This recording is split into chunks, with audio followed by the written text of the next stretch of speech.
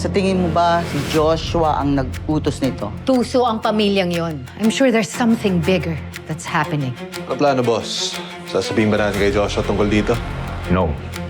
Para makita natin kung paano niya i-handle yung mga tulad ni Safira. Balita ako may mga tumulong na ibang lord sa pagtakas ng tatay mo. Ano laban nila sa akin? Especially now I have EMP backing me up. Ibig ba sabihin nun, pwede tayong bumalik sa San Nicolas? Ay naku, hindi. Sasaglit lang tayo. Kukunin lang natin yung roving bus kay Martin. Tapos pupunta na tayo sa Maynila. Maynila po. Sana makawarin tayo ng Martin Takalana. Ito talaga bang buburahin ko na si Mateo at si Miriam sa buhay ko?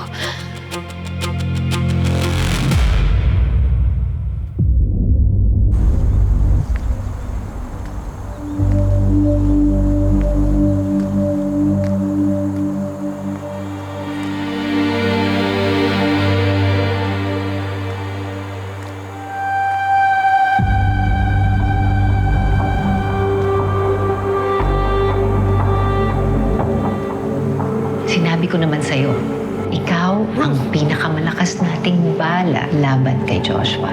Tama ka. Tapos na akong umiyak. Pagod na akong maging biktima. Handa na akong singilin ang mga Mereles sa lahat ng mga kinuha nila sa akin. Tulungan mo ako. Gusto ko malaman kung ano nangyari sa akin. Kung sino ba talaga ako. Kung ano ka ba talaga sa buhay ko. Marry me. Sabi niya boyfriend ko siya. Kapal na mukha niya, puro kasinungalingan ang sinabi niya. Do what you have to do. Tiisin mo. Weakness ni Josh ang pagmamahal niya sa'yo. That's your opportunity. Or we lose our chance.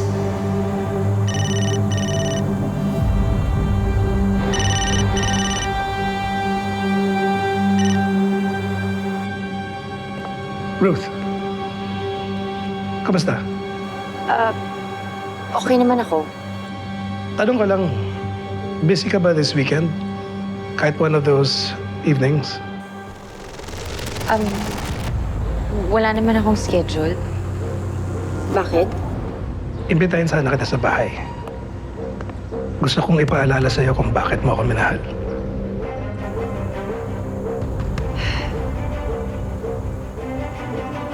Sige, pupunta ako.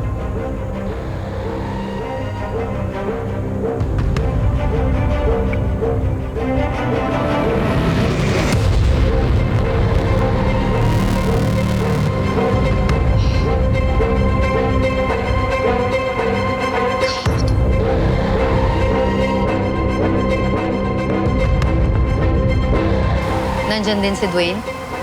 Yes, ma'am. Good. Thank you.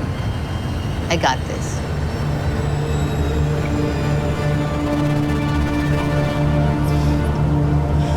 Joshua.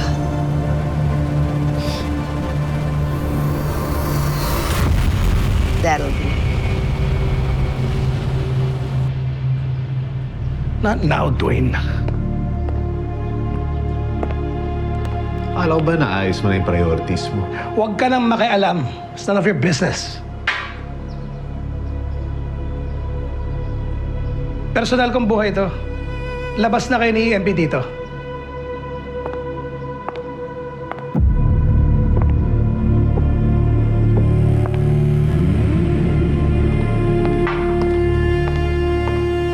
Joshua. Safira. What are you doing here? Ano yan?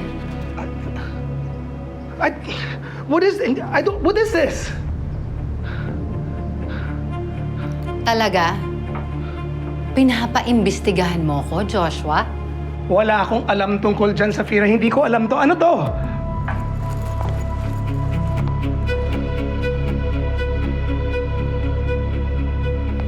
So hindi mo alam.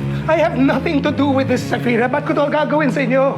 Well, this Chief Dwayne Hernandez, your cop, he came to my office and ransacked my property, and I believe you have something of mine. Dwayne, ano to? Joshua, this is for your own good. Ba't hindi mo siya tanongin kung ano laman ng file na yun? Pinapaimbestigahan ka rin ng taon to. As I should. I'm coming in as an investor, pouring millions into your business.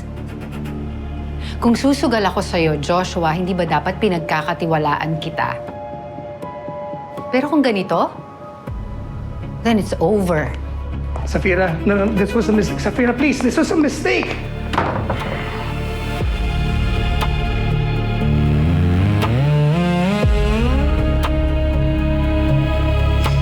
In 3, 2, 1. Alam mo ba kung ano ginawa mo? Ha, Dwayne? Utos yan sa taas. Wala kang magagawa. Utos ni EMP? Masisira itong plano natin? Galing kay EMP, niloloko mo ba ako? Sinasaputahe mo ako, no? Para mawalan ako ng investor. Wala akong kailangan paliwanag sa'yo. Huwag mo ako tatalimutan!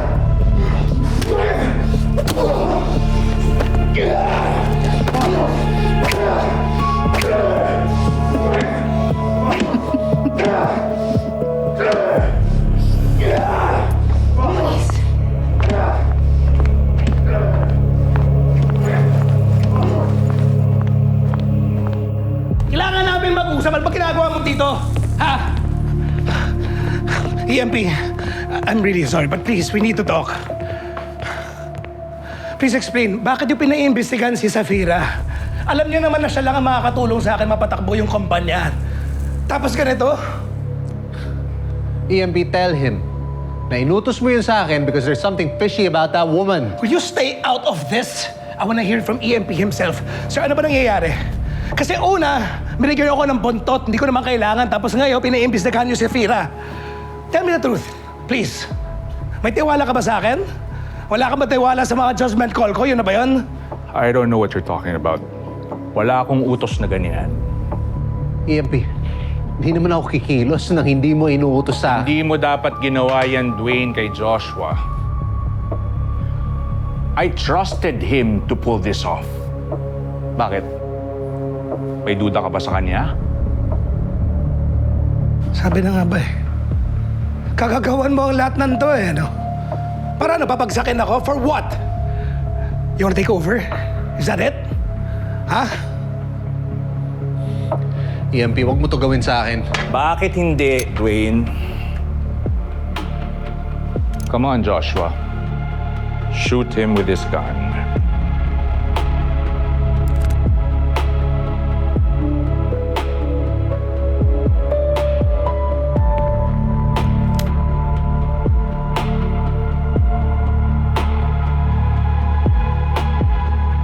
You know, I never really enjoyed this game. Lalo since si Gaspar lagi akong kalaro. I hated it.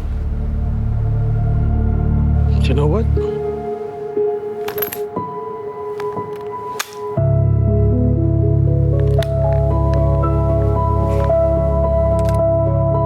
I think I get it.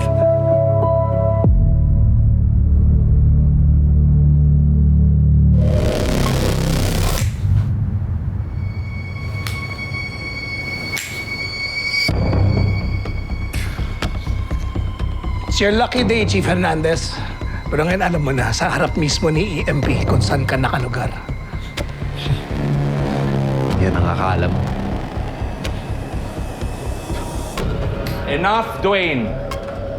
Lumayas ka na sa harapan ko.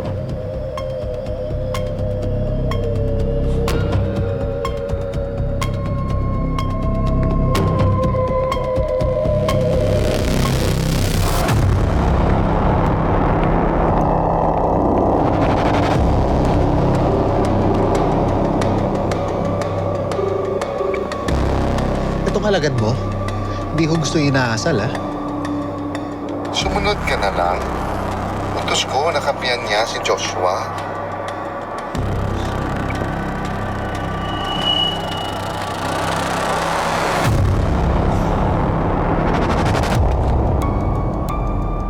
Tinitingin-tingin mo dyan.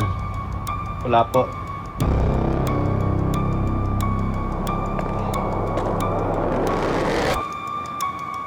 Wala kang narinig. What's up? Bumalik ka sa trabaho mo.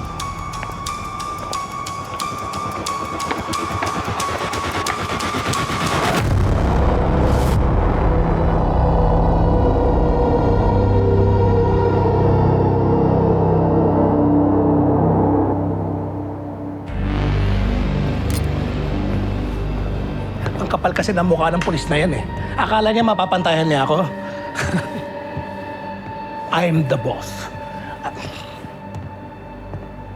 still the boss. Chill, Joshua. Don't mind him. He's the least of your worries.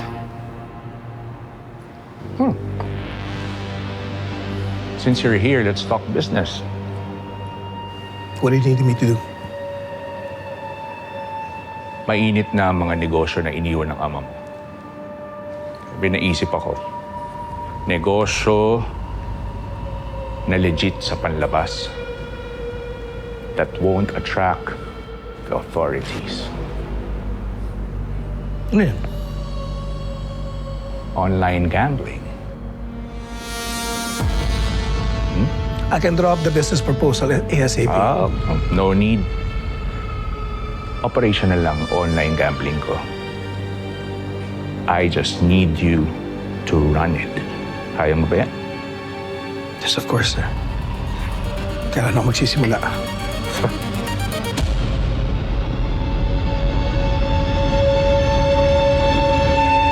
Simple lang ang sistema. May online platform kung saan tumataya ang mga tao. Hindi pa ba siya sa kabilang server, ha? Bantayan mo yung content. Sa bawat pustahan, may porsyentong napupunta sa operator. Pati spreadsheet. Sa umpisa, papanalunin natin ang mga players para ma-attract silang tumaya ng tumaya.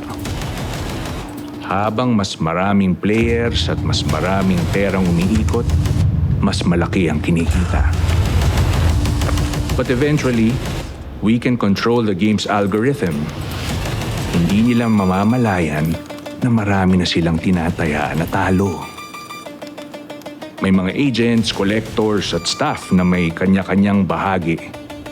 Pero sa huli, iisa lang ang kumokontrol sa pera.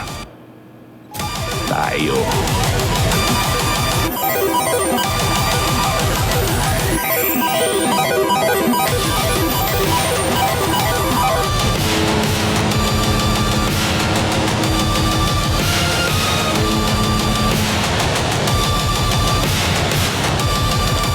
Tonyo.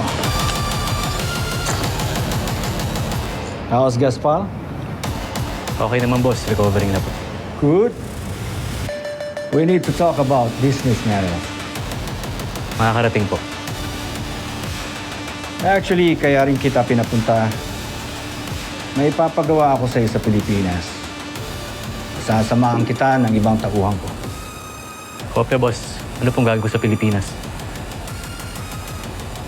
Puntahan mo si EMP sa Lunganya.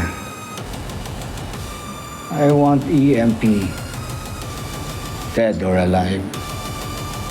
Paano po eh? Wala pong nakakaalam ng hideout ni EMP. That's the easy part, Tonyo. Just follow Joshua. You will find EMP.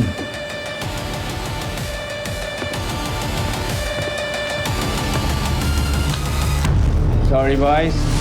It's my lucky night.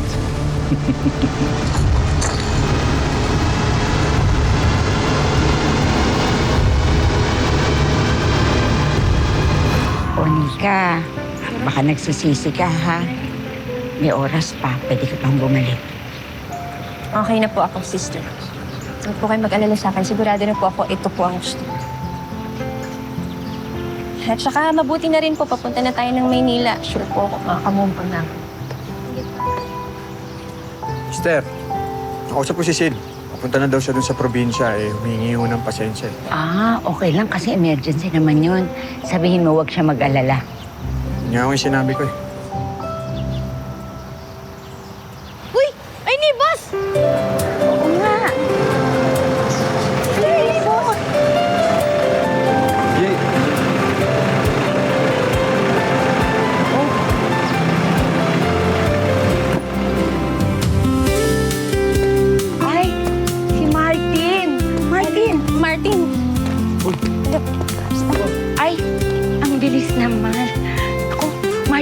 maraming salamat sa pagdadala mo ng busa. Salamat talaga.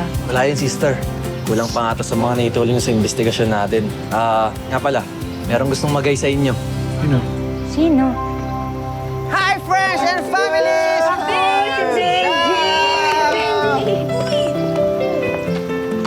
Friends. My friend! Mateo! Sister Becca! Sister Becca talaga, Benji. Gusto ka? Well, I'm okay myself. I am now Interpol's computer technician. Wow. And if you need my help, I am now a hacker expertise. Very good! Wow! Galing yan. Ay, Martin, siya nga pala.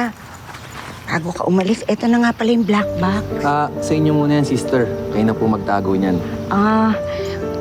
Kasi yung USB dito wala na nga kay Gaspar, hindi ba? Ano kayong meron dito sa black box na to? Baka sister, may ibang laman dyan na hindi natin alam. Kaya nga. Yan ang iimbestigahan namin. Dahil pag napunta sa maling tao yung black box na yan, delikado. Kaya mas panatag ako na kayo na magtatago niyan. Sige. Salamat, Martin, ha. Mag-iingat ka, ha. Salamat din po, sister. Ingat po kayo sa Maynila. Salamat. Ingat. Thank you. Mika. Po, sister. Apo. My friend.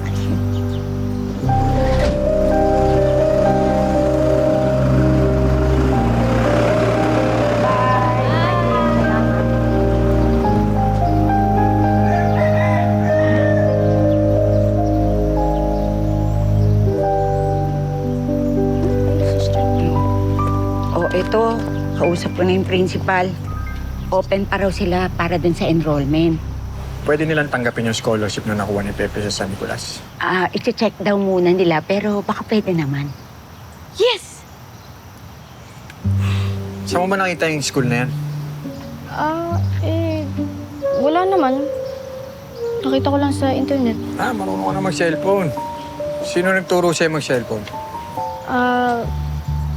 Si Ate Nika, kapag pinapahiram niya sa akin yung cellphone niya. Teka, sandali. Kailan ko pinahiram sa'yo to? Pinahiram niyo sa akin yan. Kailan? Basta pinahiram mo sa akin yan. Di mo na Chok, alam niyo na. Chok. Naninibago lang ako sa inyo. Nakasama ako dito sa boss niyo.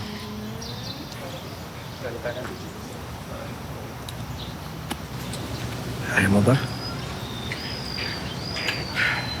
Balik ka na lang kay Dwayne. Uy, huwag naman ganun, so. Ang akin lang, nahihiya na ako sa inyo, sister. Mula nung nawala na si Ma'am Lea, hindi ko na alam kung anong pangsilbi ko. Tsaka malaki yung atraso ko sa'yo. Nandito ka na, Aaron. Tsaka ilang beses mo akong niligtas. Ilang beses mo akong tinulungan. Hindi na ako magdududa sa'yo, tol. Aaron, ano ba yung sinasabi mo na walang silbi? Kailangan nga namin ni Mateo ng tulong mo. Hindi pa nga natin napapabaksak yung EMP. Hey guys, I hear you. I wanna help. Nakita mo na? Tsaka, Aaron, haba pa pang laban to. Kailangan namin sa tabi namin. Tsaka salamat.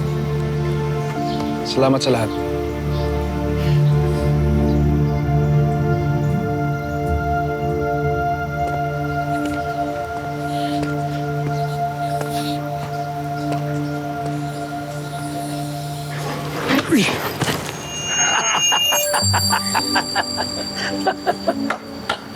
Tawa-tawa ka pa, nabalian yata ako. Aray ko, sakit! Mateo, mabuti na yung nasasaktan kaysa hindi nakakaramdam. Ang pusong nakakaramdam ay pusong buhay. Himan, paano ka? Paano? Kinukumpuni ko pa tong silya, inupuan mo na eh. Dali, ito lang yan. Man, sorry. Ayan. Po. Sakit.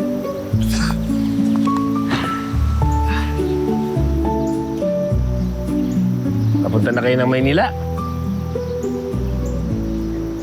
Kasi, di ba doon na mag-aaral si Pepe? At doon mo na itutuloy ang mission mo. Alam mo, hindi na ako magtataka kung bakit alam mo yung mga bagay na hindi ko sinasabi sa'yo. Kasi Eman. Ako ang best friend mong si Eman. Alam mo, Mateo, marami kang makikilala sa Maynila. At maraming mga taong maghahatid sa'yo ng katotohanan. Katotohanan na kakailanganin mo sa buhay mo. Hindi na rin ako magtatanong kung ano ibig sabihin ng mga sinasabi mo. Kasi sasabihin mo lang naman sa akin, wala ka, Leo. Meron ka naman nun, di ba? Oo. Kasi sabi mo, ikaw si Eman. Best friend kita. Na nagtitiwala ako. Alam mo, bago ko umalis, samahan mo muna. May papakita ko sa'yo. Saan? Sa isang trabaho ko. Let's do it. Chris. Ayan. Nasa ko si Mateo. Ewan ko siya kung... Siya ba yan, Chok? Oo, siya pupunta yan. Halika, sundan natin.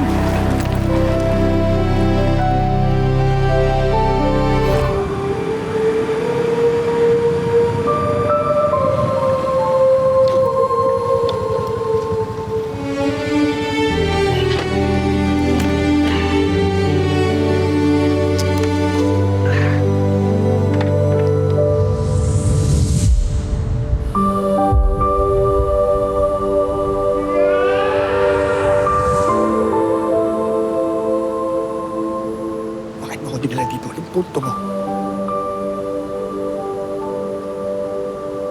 May trabaho ko dito. Ikaw din, may trabaho dito.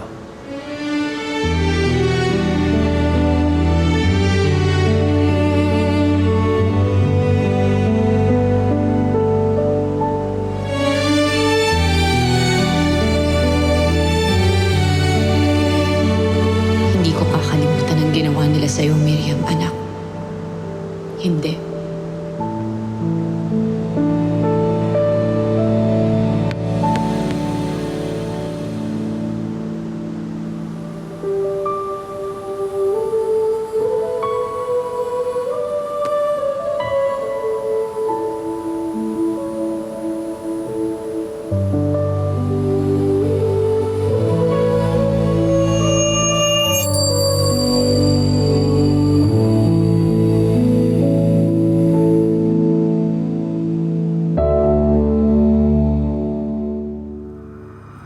Akala ko nga po hindi na matutuloy ang funding nitong pagpapaayos nitong ating simbahan. Teka, bata yung bola mo! Bata!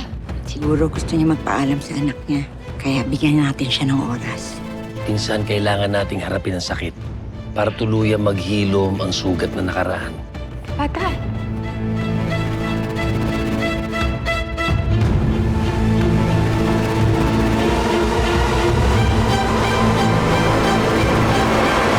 Hello mga kapatid, this is JM De Guzman of My Best Friend Eman. Tuloy-tuloy na natin to best friend. Next video na agad at huwag kalimutan na mag-subscribe sa TV5 YouTube channel.